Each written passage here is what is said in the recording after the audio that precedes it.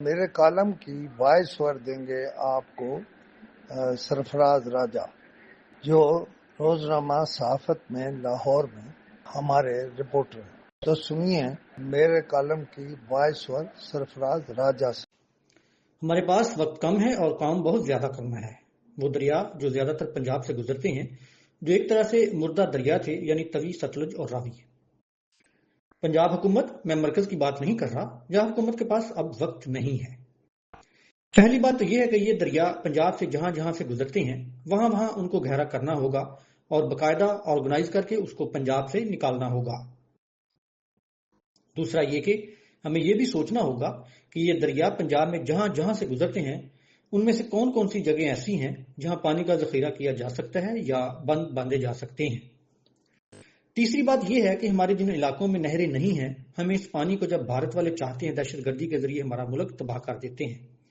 ہمیں پہلے ان دریاؤں کو گہرا کرنا چاہیے تاکہ دریاؤں کا پانی باہر نہ آئے، اور اس دفعہ جتنا پانی آیا ہے اس سے تقریباً ہمیں 2 گنا پانی کا اہتمام کرنا ہوگا اور اسے پنجاب کے ان علاقوں میں جانا ہوگا جہاں پانی نہیں ہے۔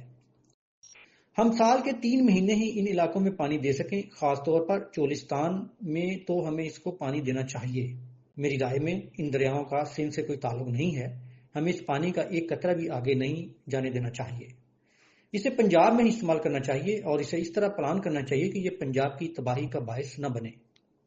میں نے اوپر دریاؤں کو گہرا کرنے کی بات کی ہے، اس سے میری مراد ہے کہ دریاؤں کو آرگنائز کر کے، گہرا کر کے، باقاعدہ چینلز بنا کے پنجاب میں سے راوی، توی اور ستلج میں سے مختلف نہریں پنجاب کے مختلف علاقوں کو نکال دینی چاہیے، اور بھارت سے جو بھی پانی آئے اس کو چینلائز کر کے ان علاقوں میں لے جانا چاہیے جہاں ہمارے پاس پانی نہیں ہے۔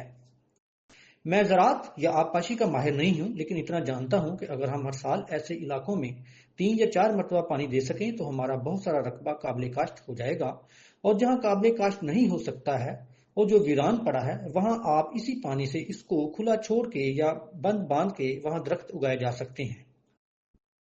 ایک تو ہمارا موسم ہمارے قابو میں آ جائے گا اور یہ جو بے وقت بارشیں ہو رہی ہیں یہ ختم ہو جائیں گی، اور دوسرا ہر طرف ہریالی ہوگی۔ میں نے 28 سال پہلے پاکستان ڈیم کے نام سے جو کتاب لکھی تھی، اس میں میں نے یہ الفاظ لکھے تھے کہ پاکستان ڈیم ہمارے لیے زندگی اور موت کا معاملہ ہے۔ یہ بڑی زبردست قوم ہے اور اس کے لیڈر بھی بڑے زبردست ہیں، کسی کو 28 سالوں میں میری بات سمجھ نہیں آئی۔ بہرحال اب میں اس کتاب کو دوبارہ چھپوانے کا سوچ رہا ہوں اور اس میں کچھ اضافے بھی کروں گا، جو اس میں شامل نہیں کروں گا بلکہ اضافوں کے طور پر شامل کروں گا۔ پورے ملک میں جھوٹے ایوارڈ لینے کا بہت رواج ہو گیا ہے، صحافیوں کے ایوارڈ بھی انہی لوگوں کو جا رہے ہیں جو اس کے اہل نہیں۔ میں نے اسلام آباد کلب میں منعقدہ ایک تقریب میں چند سال پہلے کہا تھا، جس میں جناب پرویز شیح صاحب وزیر اطلاعات موجود تھے، کہ مجھے اب تک ایوارڈ نہیں ملا، لیکن میں ایوارڈ مانگ کر نہیں لے رہا بلکہ کہہ رہا ہوں کہ ایوارڈ چھوٹا رہ گیا ہے اور میں بڑا ہو گیا ہوں۔ 27 یا 28 سال پہلے میں نے جو کتاب پاکستان ڈیم کے نام سے لکھی تھی، ممکن ہے میری زندگی کے بعد کسی کو یہ احساس ہو کہ میں نے 27-28 سال پہلے بہت بڑا کام کیا تھا۔ میں ایک اور بات کہہ رہا ہوں کہ آپ سواں ڈیم کے نام سے ایک اور ڈیم بنائیں، اور پھر آپ کو احساس ہوگا کہ آپ نے ایک اور ایسا ڈیم بنا دیا ہے جو پاکستان کے لیے بہت ضروری ہے۔